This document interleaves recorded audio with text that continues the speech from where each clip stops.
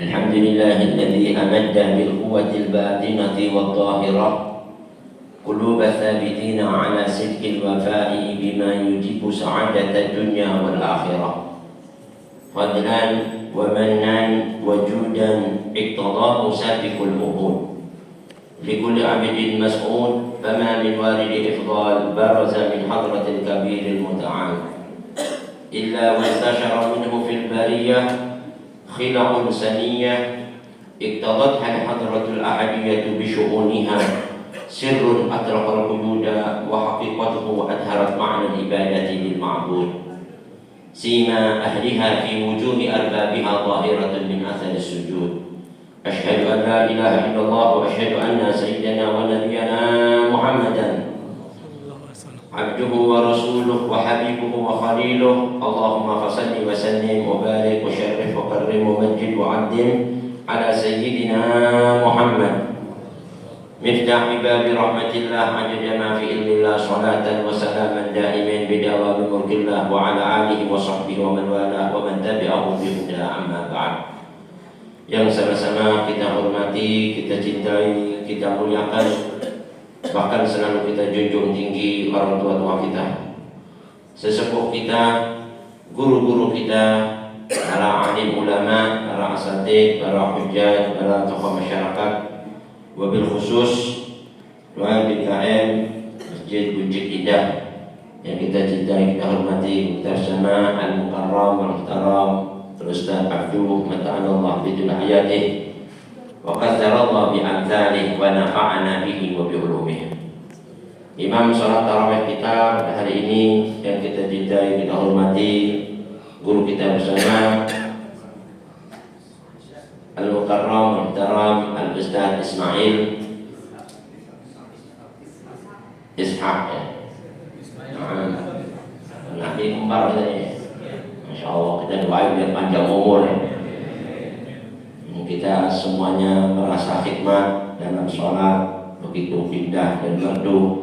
Mudah-mudahan apa yang telah kita tunaikan dari sembahan sholat kita, doa kita, amal ibadah kita diterima oleh Allah Subhanahu wa Ta'ala. Dan segenap jamaah yang hadir yang kami mohon maaf tak sebutin satu persatu namanya, hadirin hadirat, kaum muslimin wal muslimat was-shahimin was-shahimat rahimahumullah. Hadirin, pada malam yang penuh barakah ini kita telah melaksanakan salat tarawih yang ke berapa kali ini ya? 12 ya?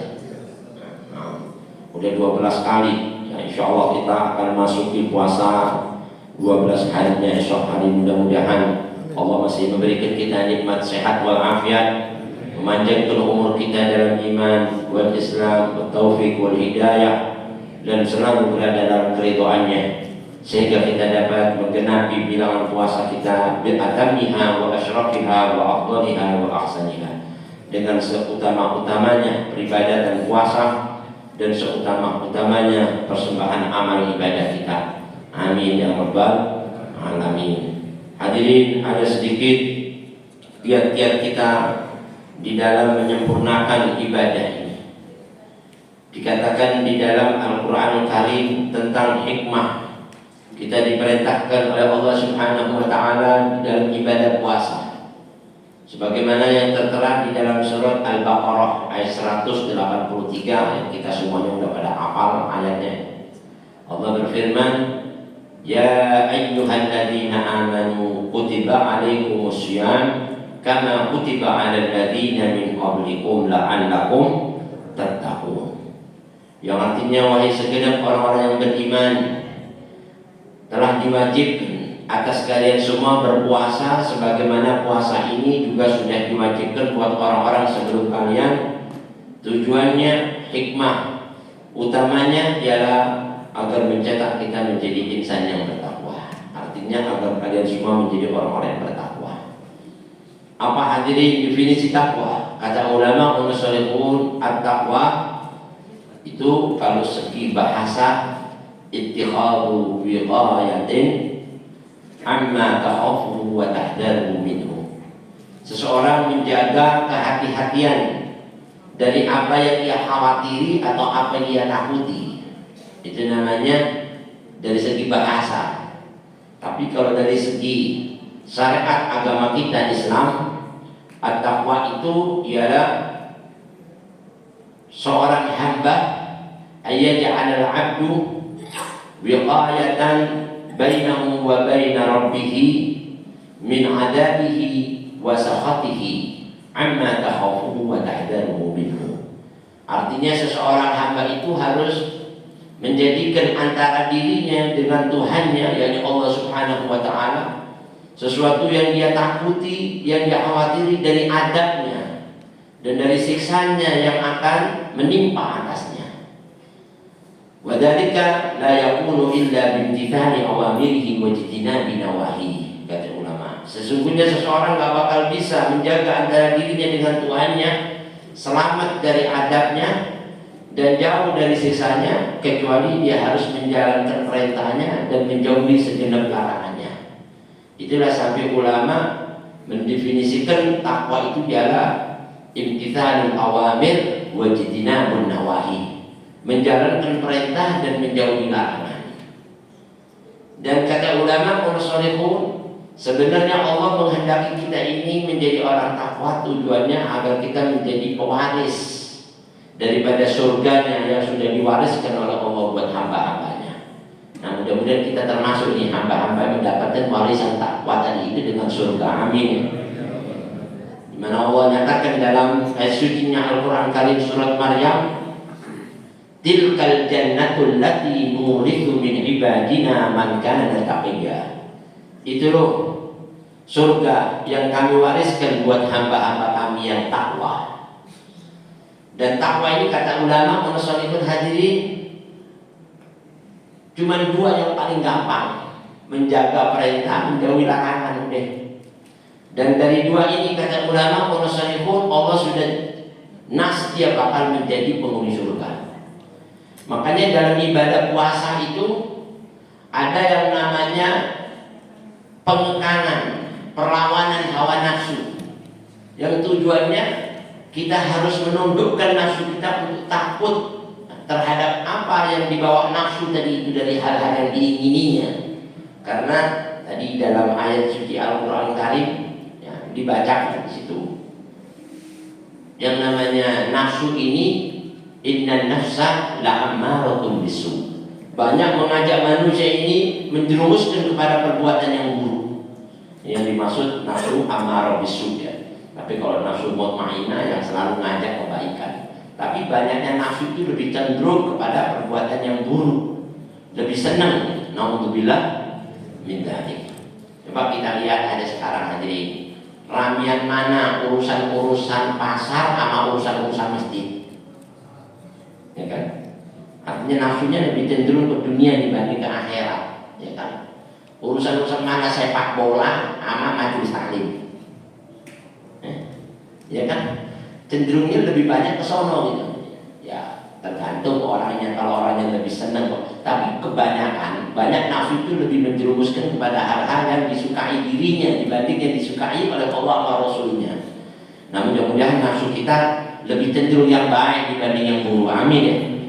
Dan itu semua perlunya perlawanan, melawan hawa nafsu tadi untuk takut sama Allah.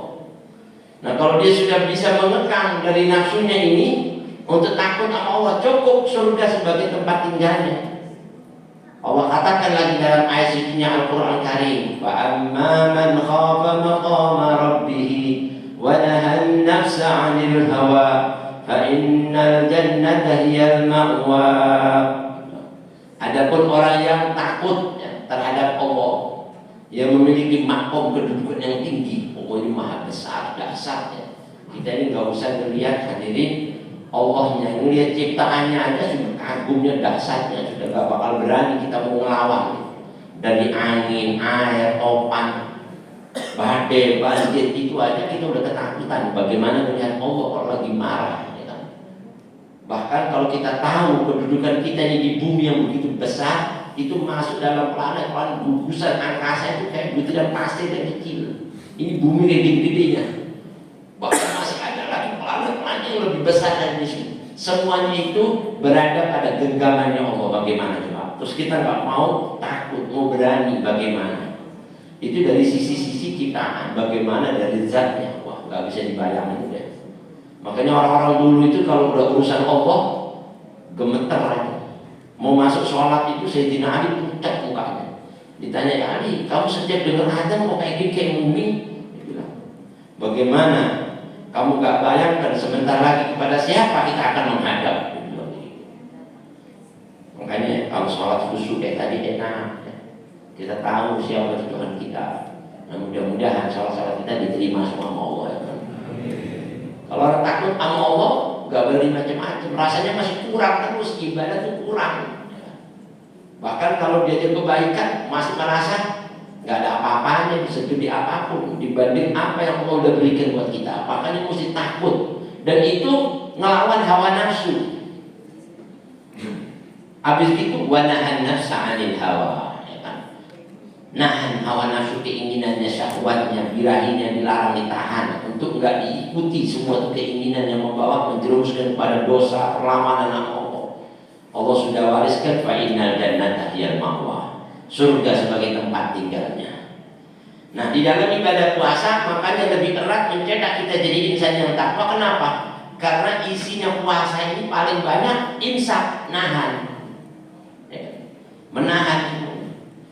Wabil khusus, ya, nahan dua syahwat yang berat, syahwatul badni wa syahwatul farji. Syahwatnya perut sama syahwatnya kehormatan. Bahkan kata ulama, Imam Fakhruddin Ar-Razi pernah berkata, lihat, dari puasa ini kita dicetak menjadi insan yang takwa karena kita dilatih menahan dua nafsu yang berat. Yang banyak manusia nggak mampu mengekangnya. Urusan perut ini kadang-kadang susah gitu.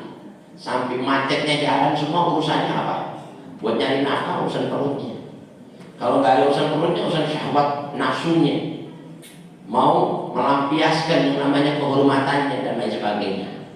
Ini manusia, kalau dia bisa nekan dua yang berat ini, maka yang lainnya ringan. Bahkan dilatih sama Allah Subhanahu wa Ta'ala sampai nafsu syahwatnya perut, urusan makan minum yang mubah itu ada dilarang kita waktu puasa. Nasi, air putih yang halal di rumah kita habis sahur, begitu adzan beduk subuh udah jadi haram. Maknanya bukan haram zatnya, maknanya haram saat itu kita makan walaupun jadi itu asalnya halal jadi haram kita makan. Kenapa hadirin? Dilatih kita. Katanya ulama Imam Fakhruddin Ar-Razi, punya istri sekalipun yang halal boleh dikumpulin di malam-malam yang namanya bulan suci Ramadan, tapi begitu habis adzan subuh haram kita kumpulin. Bahkan ada kafarat yang berat, kafarat yang berani menerjang bukan sengaja, ya, kumpul sama istrinya sendiri padahal halal. Saat itu jadi haram kalau dia berani setelah adzan subuh kumpulin. Katanya ulama solehun, dia harus pertama berpuasa 2 bulan berturut memerdekakan budak, ya kan? 2 bulan berturut-turut memberi makan 60 fakir miskin. Itu semua ada aturan yang berat-berat dulu, bukan yang gampang dulu. Itu yang halal katanya. Nah, dilatih kita mengekang dua syahwat ini. Dikatakan oleh Imam Fakhruddin Ar-Razi, fa idza sahula alaikum al-matruk bi tarkil mat'um wal mashrub wal mankuh kana ittiqa Allah bi tarki sa'iril asya ashal wa akhaf. Kalau sudah menjadi mudah buat kalian meninggalkan apa yang dilarang oleh Allah, dengan meninggalkan makan, minum, jima, mankuh itu yang dinikahi, istri yang dinikahi, yang halal. Yang tadi sifatnya aja boleh tapi disuruh tinggalkan untuk latihan jadi haram. Itu kata ulama sudah gampang kita tinggalkan. Maka nanti selepas ibadah puasa berakhir akan menjadi terbiasa dan menjadi mudah dan ringan kita meninggalkan apa-apa yang sifatnya haram. Makanan haram, minuman haram, wanita-wanita haram, lebih takut lagi kita deketin. Kenapa hadirin? Akan terpanggil di benak hati kita. Saya aja di Ramadan punya istri cantik, bahenor, cakep, halal, gak berani deketin, apalagi istri haram, ya kan? Begitu juga saya aja punya makanan nikmat di rumah segala macam yang halal, susu, daging kambing, dia menyehatkan, sate, segala macam yang nikmat saya nggak berani makan yang sifatnya halal, apalagi ini babi, minum-minuman keras yang haram. Oh sorry ya, dia bilang gitu. Nah disitulah hikmah dari puasa, mencetak insan menjadi orang yang bertakwa. Apalagi yang lebih utama lagi, mengekang yang namanya batinnya, hatinya dari panggilan-panggilan yang dilarang oleh Allah Subhanahu wa Ta'ala. Nah ini yang terbesar. Makanya kata ulama munasolihun hadirin, dalam ibadah puasa ini kita dicetak menjadi insan yang takwa kalau kita sudah bisa mengekang dari semua keinginan-keinginan yang dilarang oleh Allah untuk mengikuti apa-apa yang diseru oleh Allah serta Rasulnya, sekalipun itu berat buat kita. Nah sedikit hadirin, ada kisah dulu di zaman Sayyidina Umar bin Khattab radhiyallahu anhu wa ardhah. Di masa Sayyidina Umar bin Khattab menjadi khalifah, pas Sayyidina Umar ini jalan-jalan ke tengah pasar, tiba-tiba didapatnya kerumunan orang lagi kumpul. Di tengah-tengah mereka kumpul tadi itu ada seorang yang teriak-teriak gempor-gempor dengan berbicara, udah kamu gak usah bicara, saya sudah sebut semua isi hati kamu. Ternyata orang ditanya siapa? Yahudi. Orang Yahudi, dia bisa terawang hatinya orang. Dia bisa menilai apa yang diingini manusia sebelum dia berbicara. Jadi kalau orang sini bilang ilmu kasyaf. Kasyaf itu bisa melihat sesuatu yang tertutup, kebuka. Subhanallah. Akhirnya Sayyidina Umar melihat kerumunan orang dari jauh, dia bilang sama orang yang mengiriminya, sahabatnya, "Istri, ada siapa? Ada apa itu kumpul-kumpul?" Nah ya Sayyidina Umar, gak usah peduliin, itu orang Yahudi. Dia kumpulin orang, dia bilang dirinya bisa melihat hatinya orang, dan dia bisa terawang semua keinginan apa manusia akan lakukan, dia bisa tahu. Hah? Emang seperti itu? Apa kata? Na'am ya Sayyidina Umar. Tolong. Sudah kumpul itu orang yang masih ada. Wah baru saja pulang, baru dibubar.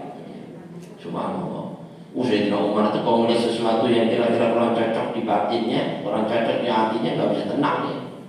Ya luar biasa bermaklum nahi mungkarnya. Saya bilang ini Yahudi berani-berani pakai menilai hati-hati seseorang, pakai melihat batin-batin seseorang. Ini yang seperti ini nih. Takun fitnah dan bil ardi wa fasadin kabir. Kalau dibiarin bisa jadi fitnah yang besar, kerusakan di muka bumi yang begitu berat buat kita semua. La'andiyanna aula aqulanna. Tolong kasih tahu saya di mana dia orang itu rumahnya tinggal, saya akan beresin itu orang, atau kalau nggak saya penggal kepalanya. Apalagi ini Islam masih baru-baru. Nah, orang-orang yang masuk Islam masih baru-baru, ya kan? Imannya masih tipis, ya kan? Nah, kalau kita lihat sekarang nggak usah lagi orang diterawang hatinya. Di zaman sekarang aja orang dikasih sembako berubah iman, bener nggak? Bener apa enggaknya? Ini apalagi diterawang hatinya. Diterawang hatinya bisa berubah iman semua. Makanya Sayyidina Umar khawatir, kasih tahu saya di mana rumahnya. Disamperin Sayyidina Umar, ternyata tinggal di bukit, rumah gubuk. Ini rumahnya, iya ada di sini, orangnya di sini. Udah, begitu mau masuk Sayyidina baru ketok pintu. Itu tiba-tiba ada orang ini bisa tahu kalau yang datang Sayyidina Umar. Dia bilang, ahlan wa sahlan ya Ibn Khattab. Ahlan wa sahlan ya Umar Ibn Khattab. Anak tahu maksud inti kemari. Saya bilang gitu. Kau datang ke sini mau beresin saya, atau kau mau penggal saya ya? Dia bilang gitu. Kau mau bunuh saya, dan menurut artimu bahwa saya ini akan menjadikan manusia ini berada dalam kesesatan yang nyata, atau membawa fitnah yang besar, kerusakan di muka bumi yang berat buat mereka. Tahu dari mana dia tahu saya Umar bin Khattab, orang belum kenalan, ya kan? Subhanallah. Akhirnya semuanya tadi mau beresin dia, mau menggal dia, itu pedang dimasukin dalam shot. Ini orang kok bisa tahu? Langsung bilang, iftahil, ya udah bukain pintu. Saya nggak jadi penggal kamu gitu. Saya cuma mau ngobrol sedikit sama kamu. Dibukain pintu. Ada masalah. Tanya, man, siapa kamu? Saya pulang-pulang. Apa agama? Saya Yahudi. Kasih tahu. Kamu tadi bilang sama saya, Ibnu Khattab, kau tahu nama saya? Iya, siapa kasih tahu? Gak ada. Loh, kok bisa? Nah, itulah apa yang ada pada batin saya. Saya bisa tahu siapa yang datang sama saya. apa maksud tujuannya dan kemana manusia dari ini setelah ini dia tahu. Dan semua itu kalau diterawang benar aja. Kaget sih nomor. Kok bisa kamu bisa punya ilmu seperti itu? Dari mana kau dapat itu? Saya bisa seperti ini karena saya punya satu amalan di hati saya. Setiap dibentangkan kepada saya satu urusan, yang mana urusan itu ada dua perkara di dalamnya, yang baik sama yang buruk, maka hati saya condongkan kepada sesuatu yang baik. Sekalipun itu berat buat saya untuk saya ikuti. Iya, dia artinya senang sama yang baik. Yang buruk sekalipun nikmat saya tinggali. Saya dibuka sama Allah, bisa melihat hatinya orang yang tertutup. Itu orang bersihin hatinya orang ini yang tertutup bisa kebuka. Itu yang namanya kasyaf. Kasyaf itu dia tutup semua yang dosa-dosa, yang buruk-buruk itu yang kelihatan ditutup, yang haram-haram akhirnya kebuka tadi ke hatinya. Tadinya ketutup. Itu yang katanya Syekh Abu Bakar bin Salim, siapa orang yang ingin punya sifat seperti itu, melihat sesuatu yang tertutup, ya kan, itu bisa kebuka, maka tutuplah sesuatu yang terbuka. Maknanya yang kelihatan di yang goher-goher yang haram, tutup aja mata kita, hati-hati kita tutup yang gak benar. Nanti akan kebuka semua yang ketutup tadi. Subhanallah. Dan setiap saya dibentangkan sesuatu tawaran-tawaran di benak hati saya, ini nikmat. Kalau makanan ini adalah sesuatu yang haram, ini nggak enak tapi yang halal, maka saya tetap ngerasain yang halal walaupun itu nggak enak. Wah, pantas. Sebentar. Kalau ada memang di benak hati itu seperti itu, saya mau tanya sebelum saya keluar dari sini. Ya, kenapa? Gimana pandanganmu mengenai Nabi besar Muhammad? Dia bilang gitu. Oh, sebentar. Dia nggak mau namanya Yahudi. Yahudi ini percaya sama Allah, tapi nggak percaya sama Nabi Muhammad gitu. Bagaimana pandangmu sama Nabi besar Muhammad? Dia nggak panggil Nabi Muhammad. Oh, Muhammad bin Abdillah. Ya, terserah dia mau bilang. Yang jelas bagaimana menurut kamu? Ya, kalau saya nilai dia orang baik. Orang baik. Dia pernah nipu kamu? Nggak pernah. Dia pernah bohongin kamu? Nggak pernah. Dia pernah berkhianat atasmu? Nggak pernah. Apa yang diajak sama dia yang kau dengar? Yang saya dengar dia mengajak kebaikan. Apa yang dilarang sama dia? Sesuatu yang buruk. Nah, kalau memang seperti itu, kenapa kau nggak masuk Islam? Wah, hebat ya. Sayyidina Umar nggak mau kalah. Kalau kau memang benar di benak hatimu tawaran baik sama tawaran buruk, kenapa kau nggak pegang tadi? Kenapa kau nggak ambil tadi? Padahal ini adalah yang terbaik, yang paling bagus dari semua tawaran. Waduh, mikir dia langsung. Wah, ini kayak orang main cekak dicekak. Akhirnya nggak bisa bergerak. Ya Umar bin Khattab, kalau urusan ini amhilni yaumin, tolong beri saya tangguhan waktu 2 hari ya. Kenapa? Ya saya mau ini dulu, bikin bahan pertimbangan dulu. Wah, masih mikir kamu jadi ya?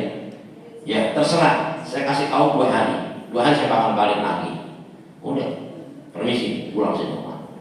Itu di tengah jalan saya bilang, kalau memang artinya seperti apa yang dia katakan, maka dia akan masuk Islam.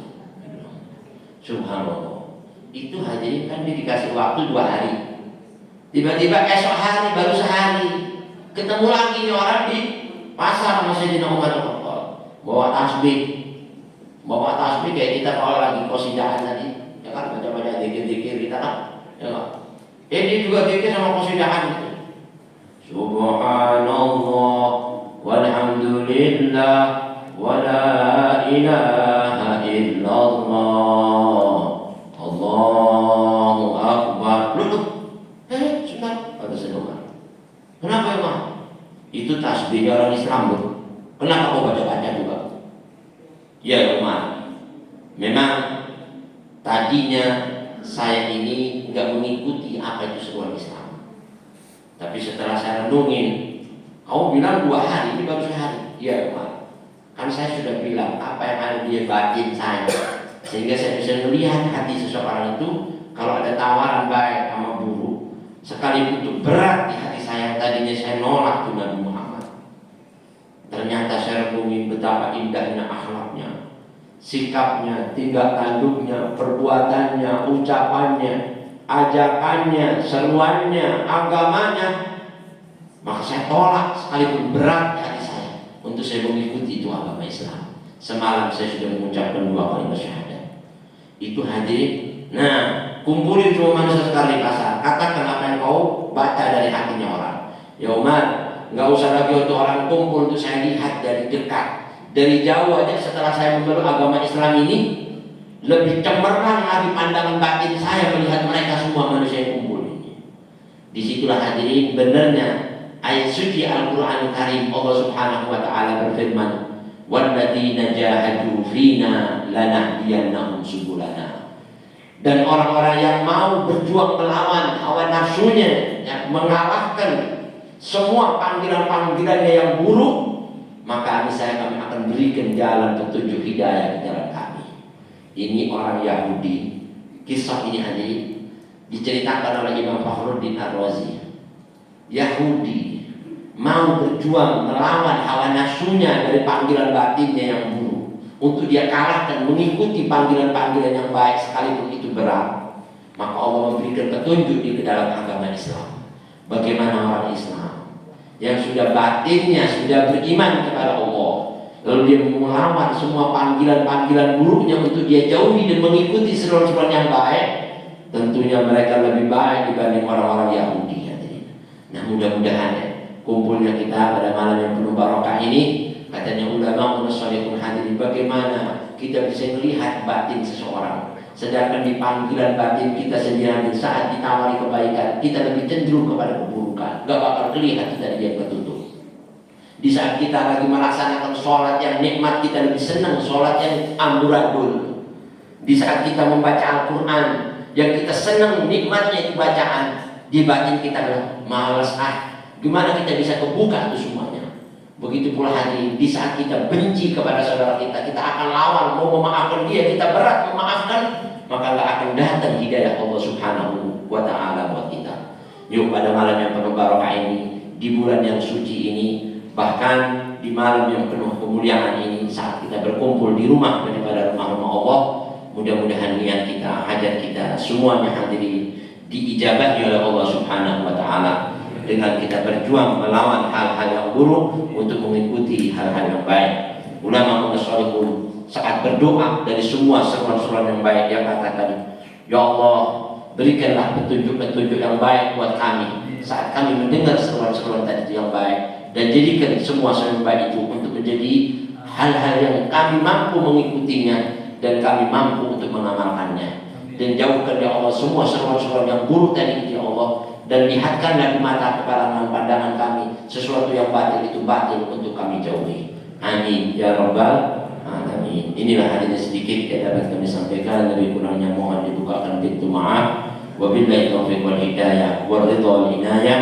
Wassalamualaikum warahmatullahi wabarakatuh.